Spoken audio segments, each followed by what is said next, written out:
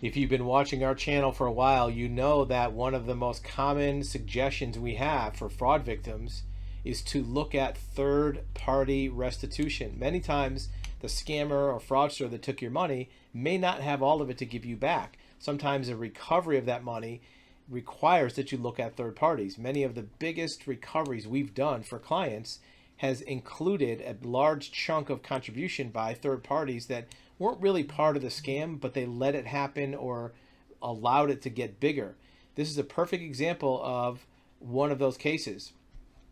This is a person who was defrauded out of tens of thousands of dollars, and Wells Fargo Bank was their bank. Nothing wrong with Wells Fargo. They're a good bank, solid bank. But the scammer took money from them, and because Wells Fargo maybe made it easier or didn't do all the things they could do, the victim claimed that Wells Fargo owed him money for enabling. You will be back in your video in just a few seconds. In the meantime, remember that actualhuman.com offers you live one-on-one private video consultation with an expert in this exact subject. We want to listen to your story. We want to hear your questions. We want to give you expert advisement of your options and tell you what we know about your particular situation. Now back to your video. Or extending this fraud. And they fought it and they won. And they got back $40,000 from these fraudulent transactions on their account.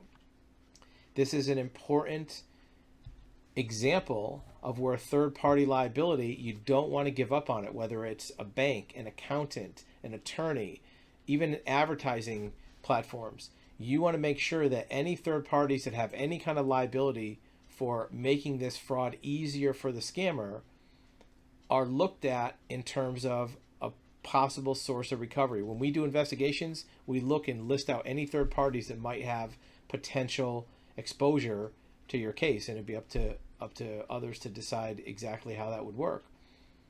But third-party liability is a real thing. This is a perfect example of it. This is from March of 2025, within a few days of when this video is being recorded.